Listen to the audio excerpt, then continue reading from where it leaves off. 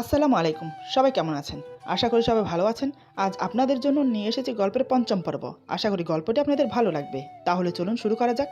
এদিকে দীপা আমাকে হাঁ করে তাকিয়ে থাকতে দেখে বলে, কি হলো, আপনি এমন করে তাকিয়ে আছেন কেন? মনে হচ্ছে আমাকে এখনই গিলে খাবেন। ওর মুখ থেকে কথাটা শেষ হতেই হঠাৎ আমি ওর হাত ধরে টেনে বিছানার উপর ফেলে দেই।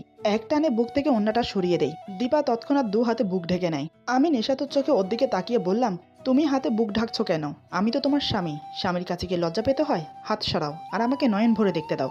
এই বলে এক পা দুপা করে ওর দিকে এগিয়ে যাচ্ছি। দীপা বলে, এই আপনি এসব কি বলছেন? আপনার মাথা ঠিক আছে তো, নাকি আবার আপনার মাথার সবকিছু আওলা ঝাওলা হয়ে গেছে? আমি বললাম, আমি বলছি হাত সরাও। দীপা বলে, একদম কাছে আসবেন না। আর আমি হাত সরাবো কেন? আমি আপনাকে আগেও বলেছি, এখন আবার বলছি, আমি আপনাকে স্বামী হিসেবে কখনো মেনে নেব না। জোর করে কাউকে বিয়ে করলে তার স্বামী হওয়া যায় না। স্বামী হতে যোগ্যতা লাগে, যেটা আপনার মাঝে নেই। তাই বলছি, আমাকে ছেড়ে দিন। আমি বললাম, তুমি আমাকে স্বামী হিসেবে মানো আর না মানো, তাতে আমার কিছু যায় আসে না। আমি তোমাকে বিয়ে করেছি, এতটুকুই ব্যাস। তুমি আমাকে স্বামীর অধিকার দিলে কি দিলে না, তার তোয়াক্কা আমি করি না। আমি যখন যা চাইবো, যা বলবো, তুমি ঠিক তাই তাই করবে, আর আমাকে জ্ঞান দিতে আসবে না। এখনো বলছি, হাত সরাও। দীপা বলে, না আমি হাত সরাবো না। কি করবেন আপনি? আমি আপনাকে ভয় পাই না, মোটেও না। আমি বললাম, দেখো দীপা, আমার ধৈর্যের বাঁধ ভেঙো না, তাহলে কিন্তু তোমাকে পস্তাতে হবে। দীপা বলে, কেন, কি করবেন আপনি?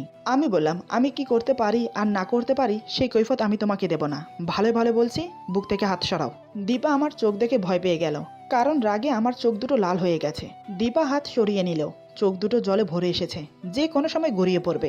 আমি সেই তোয়াক্কা করলাম না। দু হাতে বিছানায় ভর দিয়ে ধীরে ধীরে ওর দিকে এগিয়ে গেলাম। দীপা একটু একটু করে বিছানার উপর শুয়ে পড়ল। আমিও ধীরে ধীরে হামাগুড়ি দিয়ে ওর বুকের উপর লুটিয়ে পড়লাম। দীপা দু হাত মাথার দুই পাশে এলিয়ে দিয়ে মুখ ফিরিয়ে নিল। আমি ওর গাল চেপে ধরে আমার দিকে ফিরিয়ে নিলাম। তখনই দুজন চোখাচোখি হলাম। দীপার চোখে জল আর আমার চোখে কামের নেশা। দীপা বেশ বুঝতে পারলো এখন আমি ওর সাথে কি করব। আমি ওর কপালে একটা আলতো করে চুমো দিলাম। দীপা চোখ বন্ধ করে চোখের পানি ছেড়ে দিল। আমি এক এক করে ওর গালে, কপালে, ঠোঁটে কিস করলাম। ওর কানের লতিতে কিস করে নাক ঘষতে লাগলাম। ধীরে ধীরে ছোট ছোট কিস করতে করতে কামড় বসিয়ে দিলাম। দীপা কুকিয়ে ওঠে, আমার মাথা চুল খামছে ধরে। ছোট ছোট কিস করতে করতে ওর বুকের মাঝখানে এসে থামলাম। সেখানে অনেকগুলো চুম্বন করলাম। আমার দু হাত দিয়ে ওকে শক্ত করে জড়িয়ে ধরলাম। কিছুক্ষণ ওভাবে থেকে মুখ তুলে দীপার দিকে তাকালাম। সে চোখ বন্ধ করে আমার ভালোবাসা উপভোগ করছে। তার মানে আমার ভালোবাসার ছোঁয়ায় তাকে ব্যাকুল করে তুলেছে। সেও যে এখন আমাকে চাইছে, সেটার বুঝতে বাকি রইল না। এটাই তো আমি চেয়েছিলাম। হঠাৎ আমি ওকে ছেড়ে দিয়ে উঠে বসলাম। দীপা তখনও চোখ বন্ধ করে শুয়ে আছে, নিঃশ্বাস পড়ছে ঘন ঘন। তাতেই ওর বুক হাঁপড়ের মতো ওঠানামা করছে। বুঝতে পারলাম বেশ উত্তেজিত হয়ে আছে। এটা দেখে আমি মুচকে হাসলাম। আমি বললাম, কি হলো, খুব ইচ্ছে করছে না কাছে পেতে? কিন্তু আমি তো আসবো না। আমার কথায় দীপার ধ্যান ভাঙলো। সে অপ্রস্তুত হয়ে আমার দিকে তাকিয়ে আছে। আমি মুখে হালকা হাসি ফুটিয়ে বললাম, তোমাকে শাস্তে কে বলেছে? আমার প্রশ্ন শুনে দীপা তো অবাক। সে বুঝতে পারছে না আমি ওকে কি বলতে চাইছি। দীপা বলে, মানে? আমি বললাম, তুমি যেভাবে সেজেছো না, আমাকে হয়তো পাগলা করাতে যেতে হবে। তোমার এই রূপ দেখে আমি পাগল হয়ে যাব। একটু রসিকতা করে বললাম, ওকে বুঝতে দিলাম না যে সত্যি ওকে সুন্দর লাগছে। দীপা বলে, দেখুন, এসব ডায়লগ মারা বন্ধ করুন। এসব ডায়লগ মুভিতে মানায়, আপনার মুখে না। আমি আবার ওর হাত চেপে ধরলাম বিছানায়। ওর উপর ঝুঁকে বললাম, তুমি কি ভাবছো আমি তোমাকে মুভির ডায়লগ শোনাচ্ছি? দীপা বলে, তা নয়তো কি, এখন আমাকে ছেড়ে দিন, না হলে তো আপনার রাগ আমার উপর ঝরাতে 1 মিনিট দেরি করবেন না। আমি বললাম, কেন, আমার বুকে শুয়ে থাকতে তোমার ভালো লাগছে না? দীপা বলে, এসব আজব পেঁচাল বন্ধ করুন। এখন কোথায় যাবেন সেখানে নিয়ে চলুন, একটু পরে আবার হসপিটালে যেতে হবে। আমি বললাম, আমার মন কোথাও যেতে চাচ্ছে না। মন চাচ্ছে তোমাকে দু চোখ ভরে দেখি, তোমাকে সামনে বসিয়ে রাখি। ইচ্ছে করছে তোমার পাশে বসে দু চোখ ভরে দেখি আজীবন। দীপা বলে, ওরে বাপরে, আমি এটা কখনোই পারবো না। আমার খুব খিদে লেগেছে। এখন আপনি যদি আমাকে খাওয়াতে না নিয়ে যান, তাহলে আমি রান্না বসিয়ে দেব। কারণ আমার খুব খিদে পেয়েছে। আমার খিদে পেলে আমি কান্না করে দেই। আমি বললাম, তুমি তো ছোট বাচ্চা, কান্না ছাড়া আর কি করতে পারো সেটা আমি ভালো করেই জানি। ওকে, এখন চলো। দীপা বলে, না আমি যাব না, আপনার সাথে তো একদম যাব না। আপনি আমাকে ছোট বাচ্চা বললেন কেন? আমি বললাম, তার জন্য রাগ করে না খেয়ে থাকবে? দীপা বলে, কে বলেছে আমি রাগ করে না খেয়ে থাকবো? আমি রান্না করে খাবো, কিন্তু আপনার সাথে যাব না। আমি বললাম, আচ্ছা আমার ভুল হয়েছে, এখন চলো, এখানে কোনো কথা হচ্ছে না। যা কথা হবে গাড়িতে বসে আর রেস্টুরেন্টে খাওয়ার সময়। দীপা বলে, না আমি আপনার সাথে যাচ্ছি না। আমি বললাম, আরে বাবা, তার জন্য এত রাগ করতে হবে না, আমি হাত জোর করে বলছি, চলো। দীপা বলে, থাক, আর ন্যাকামো করতে হবে না। আমি বললাম, আমার সব কিছুই তো তোমার কাছে ন্যাকামো মনে হয়। এখন আর ঝগড়া করার কোনো ইচ্ছে নেই আমার। হয়তো তোমার অনেক খিদে লেগেছে, চলো। দীপা আর কথা বাড়ালো না। সে বুঝতে পেরেছে এখন কিছু বললে শুধু কথা বাড়বে, তার চেয়ে ভালো চুপচাপ গিয়ে গাড়িতে বসি। নানান কথা ভাবতে ভাবতে দীপা গিয়ে গাড়িতে বসে। আমিও কোনো কথা না বাড়িয়ে গাড়ি চালাতে শুরু করলাম। গাড়িতেও আমাদের মাঝে কোনো কথা হলো না। একসময় একটা নামি দামি রেস্টুরেন্টের সামনে গাড়ি থামালাম। আমি বললাম, আমরা চলে এসেছি, নামো। দীপা গাড়ি থেকে নেমে অবাক হয়ে তাকিয়ে আছে। হয়তো সে এত দামি রেস্টুরেন্টে কখনো আসেনি, তাই একটু অবাকই হয়েছে। আমি ব্যাপারটা বুঝতে পেরে বললাম, এরকম অবাক হওয়ার কিছুই নেই, বুঝেছো ম্যাডাম? এখন ভেতরে চলো, অনেক খিদে লেগেছে। দীপা চুপচাপ আমার সাথে ভেতরে আসে, কিন্তু কোনো কথা বলছে না। রেস্টুরেন্টে ওর পছন্দের সব খাবার অর্ডার করলাম। এক সময় খাওয়া দাওয়া শেষ করে বাইরে এলাম। আমি বললাম, এখন তো বিকেল 3টা বাজে, এখনই হসপিটালে যাবে নাকি? দীপা বলে, এখনই হসপিটালে যাব, কিন্তু তার আগে আমার একটা কাজ আছে, সেটা আমাকে করতে হবে। আমি বললাম, কি কাজ বলো আমাকে, আমি করে দিচ্ছি। দীপা বলে, সেটা একান্তই ব্যক্তিগত, আপনাকে বলা যাবে না। আমি বললাম, ঠিক আছে, তোমার যেহেতু পার্সোনাল কাজ, সেহেতু আমি চুপ করে থাকাই ভালো। এখন বলো তোমাকে কোথায় নিয়ে যেতে হবে। দীপা বলে, আপনি এখন আপনার বাসায় যান, কারণ কয়েকদিন থেকে তো আপনি আমার সাথেই ঘুরঘুর করছেন। আপনার জন্য হয়তো টেনশন করছে সবাই, আমার চিন্তা করবেন না, আমি আমার কাজ শেষ করে হসপিটালে চলে যাব। আপনিও সন্ধ্যার দিকে হসপিটালে চলে আসবেন। আমি বললাম, তাই বলে আমি তোমাকে এখানে একা রেখে বাসায় চলে যাব? এটা কখনো হতে পারে না। তুমি আসলে আমি তোমাকে হসপিটালে নামিয়ে দিয়ে তারপর বাসায় যাব। দীপা বলে, দেখুন আমি কোথাও পালিয়ে যাচ্ছি না, আপনি এখন বাসায় যান। আমি বললাম, তাই বলে? দীপা বলে, আপনি শুধু শুধু টেনশন করছেন, এর আগেও আমি একা চলাফেরা করেছি, আমাকে নিয়ে চিন্তা করবেন না, আপনি এখন আসুন। আমি আর কথা না বাড়িয়ে গাড়িতে উঠে বসলাম, দীপাকে বিদায় জানিয়ে চলে এলাম। এদিকে আমি চলে আসার পরে দীপা ফার্মেসিতে গেল মেডিসিন কেনার জন্য। মেডিসিন নিয়ে সোজা রিক্সা করে হসপিটালে চলে এলো। দীপা কেবিনে প্রবেশ করতেই মা বলে, কিরে মা, বাসার সব ঠিকঠাক আছে তো? দীপা বলে, হ্যাঁ মা, বাসার সব ঠিক আছে, বাসা একদম পরিষ্কার করে তারপর এখানে এসেছি। মা বলে, আমার জন্যই তোকে অনেক কষ্ট স্বীকার করতে হয়, তাই না রে মা? দীপা বলে, তুমি যদি আরেকবার এসব কথা বলেছো, তাহলে আমি এখানে আর এক মুহূর্ত থাকবো না, এখন আবার বাসায় চলে যাব। মা বলে, আচ্ছা অনেক হয়েছে, এত রাগ করে লাভ নেই, ডক্টর এসে বলে গিয়েছিল মিলনকে নাকি কালকে রিলিজ দিয়ে দেবে। দীপা বলে, কিন্তু মা, হসপিটালে তো কিছু টাকা বাকি আছে, সেটা দেওয়া হয়নি। মা বলে, সে টাকা একটু পরে দিলেও হবে।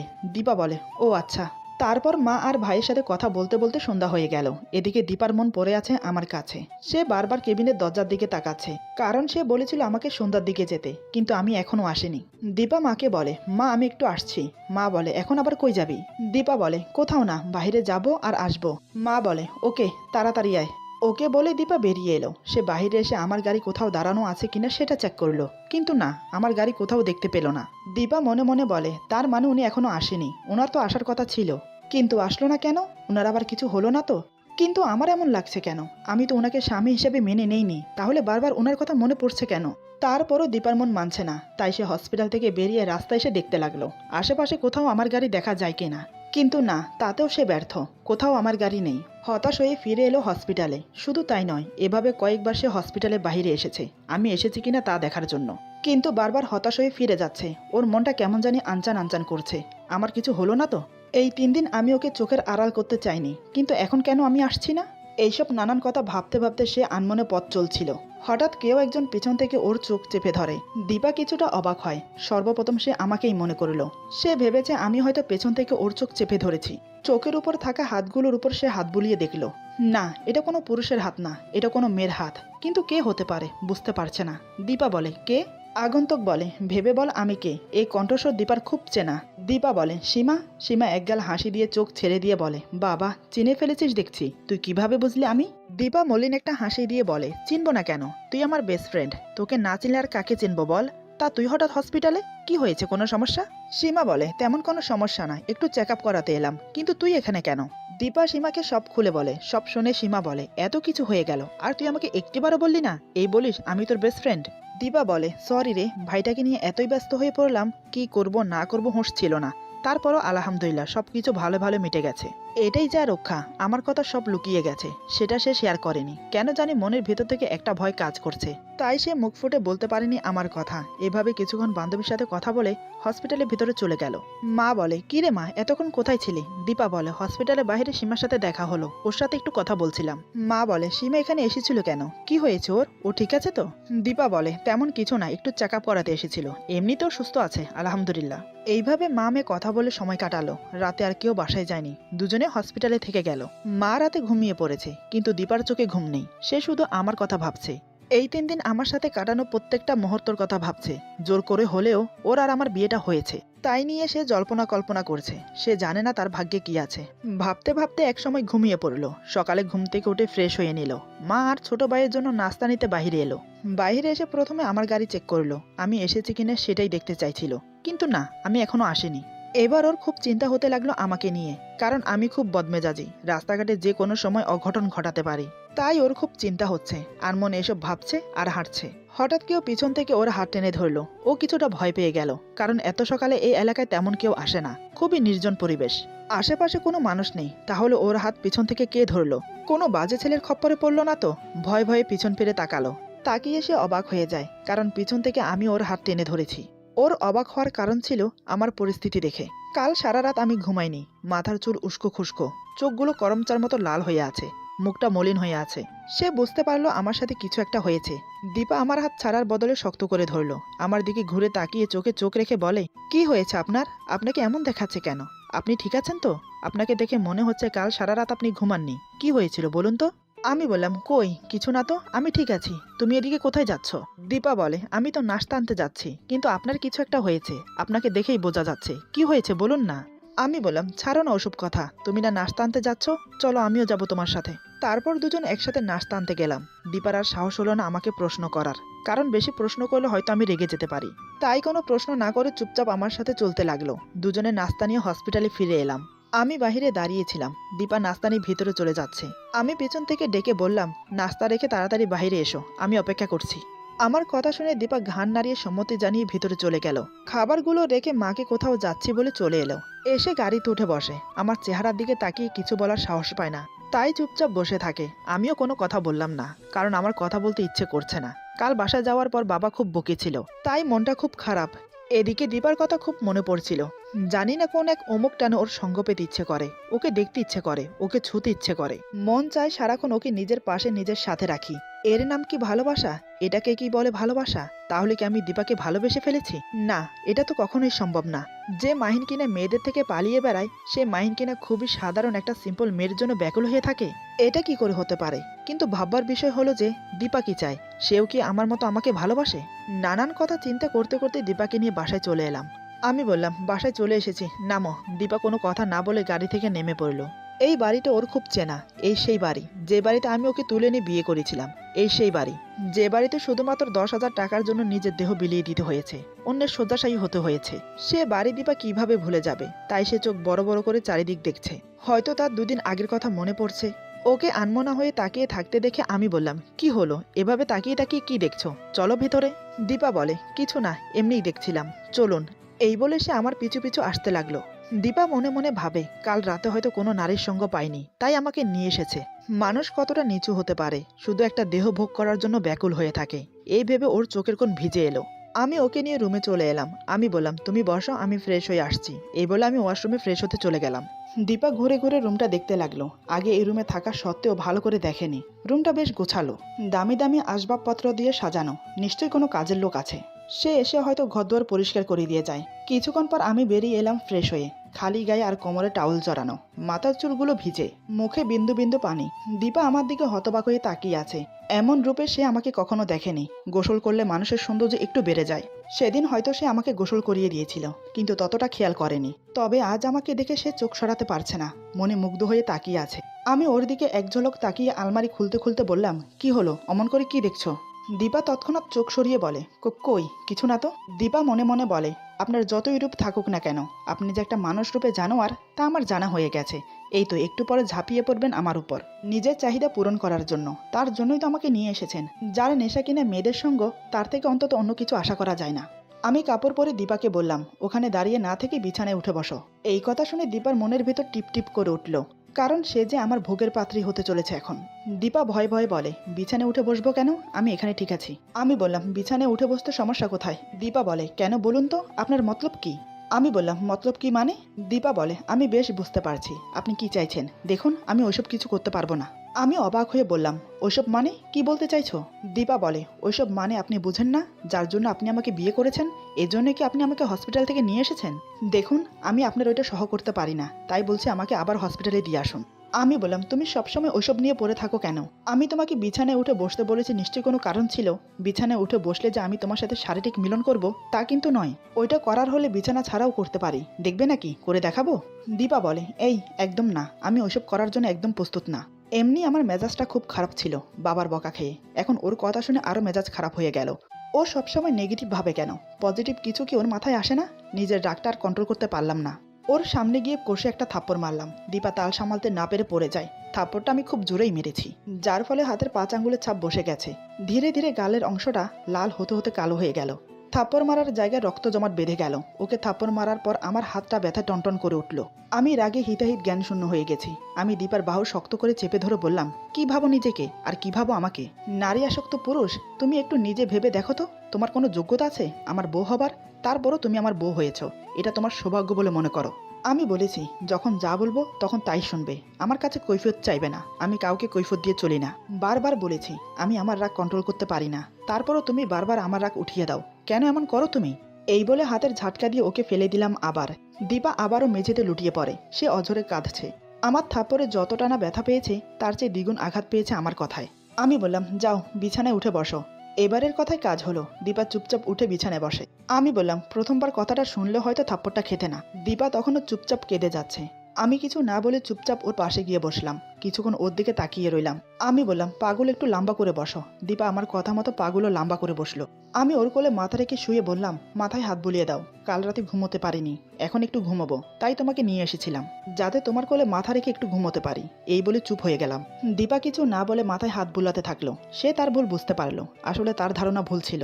দীপা মনে মনে বলে, নিজের দোষে থাপ্পড়টা খেলাম। কেন যে সবসময় রং জিনিসটা ভাবি আল্লাহই জানে। আমি এতক্ষণ উল্টোমুখী হয়ে শুয়েছিলাম। এবার আমি দীপার দিকে মুখ করে ওর কোলে মুখ গজে দিলাম। দীপা কিছুটা শিহরে উঠল আমার পরশে। সাথে সাথে মাথায় হাত বুলানো বন্ধ হয়ে গেল। আমি চোখ বন্ধ রেখে বললাম, কি হলো, মাথায় হাত বুলানো বন্ধ করলে কেন? দীপা মনে মনে বলে, এমন করে শুয়ে থাকলে কিভাবে হাত বুলাবো? আমি বললাম, কি হলো? দীপা বলে, না মানে একটু শরীর ঘুমোলে ভালো হতো, আমার কাছে কেমন যেন অস্বস্তি হচ্ছে। আমি ওর কথায় উঠে বসলাম। আমি বললাম, তাহলে তুমি শুয়ে পড়ো। দীপা অবাক হয়ে বলে, শুভ মানে? আমি বললাম, আরে এত প্রশ্ন করো কেন, তোমাকে যেটা বলছি সেটা করো না।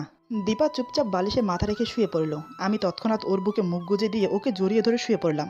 আমি বললাম, এবার হাত বুলিয়ে দাও। দীপা মনে মনে বলে, এটা কি হলো? আগেই তো ভালো ছিল, এখন তো আরো সমস্যা বাড়লো। এই জন্যই বলে অতি চালাকের গলায় ধরি। কিন্তু এই লোকটা মুখ গুজে দিয়ে নাক ঘষছে কেন? আমার তো কেমন কেমন লাগছে, হাত পা কেমন যেন গরম হয়ে আসছে। বলবো এরকম না করার জন্য? যদি আবার মারে? একটু আগে যে থাপ্পড়টা দিয়েছে তা খেয়ে আমি আধমরা হয়ে আছি। এখন যদি আরেকটা দেয় তাহলে ইহলোক ছেড়ে পরলোকে গমন করব। কি করি ধ্যাত্তেরি, কোনো বুদ্ধিমাতায় আসছে না। এদিকে দীপার নড়াচড়ার কারণে আমার ঘুম আসছে না। আমি বললাম, উফ দীপা, হচ্ছেটা কি? এমন নড়ছো কেন? আমি ঘুমোতে পারছি না। দীপা বলে, আমি একটা কথা বলি? আমি বললাম, বলো। দীপা বলে, না মানে বলছিলাম কি, কথাটা বললে আপনি আবার মারবেন না তো? আমি বললাম, না মারবো না, বলো কি বলবে। দীপা বলে, আপনি এরকম করছেন কেন? এভাবে নাক ঘষলে আমার কেমন কেমন জানি লাগে। আমি বললাম, ঠিক আছে, কিছু করব না, আমার খুব ঘুম পাচ্ছে, তুমি একটু মাথায় হাত বুলিয়ে দাও। দীপা বলে, জি দিচ্ছি। এই বলে দীপা মাথায় হাত বুলিয়ে দিতে থাকে। ওর হাতের ছোঁয়ায় যেন ভালোবাসার পরশ ছিল, তাই আমার ঘুম আসতে বেশি সময় লাগলো না। ওর কমর জড়িয়ে ধরে ঘুমিয়ে পড়লাম। এদিকে দীপাও আমার মাথায় হাত বুলাতে বুলাতে ঘুমিয়ে পড়ে। ঘুমের মধ্যে সে আমার মাথাটা তার বুকের সাথে জড়িয়ে ধরে রাখে। দুজন দুজনকে জড়িয়ে ধরে ঘুমিয়ে আছি। আমার ঘুম যখন ভাঙলো তখন ঘড়ির দিকে তাকিয়ে দেখি সন্ধ্যা 7টা। তার মানে আমরা দুজন আজ সারাদিন ঘুমিয়েছি। আমি রাতে না ঘুমিয়েছিলাম, তাই আমার এত ঘুম হচ্ছে। কিন্তু দীপা, তার এত ঘুম কোত্থেকে আসলো? সেও কি আমার মতো রাত জেগেছে নাকি? আমার ঘুম ভাঙলেও আমি ওকে ছেড়ে উঠলাম না। তখন আমি ওর কোমর জড়িয়ে ধরে শুয়ে আছি। দীপা আমার মাথাটা শক্ত করে জড়িয়ে আছে। ওর হার্টবিটের ধুক ধুক শব্দ আমি স্পষ্ট শুনতে পাচ্ছি, তাই আমার মুখটা গুজে দিলাম ওর বুকের মাঝখানে। কিছুক্ষণ ওভাবে থেকে মনে মনে চিন্তা করলাম, মেয়েটা তো আজ সারাদিন না খেয়ে আছে, ও তো খিদা সহ করতে পারে না, কিন্তু ওর হাতের বাঁধন থেকে নিজেকে ছাড়াতে ইচ্ছে করছে না।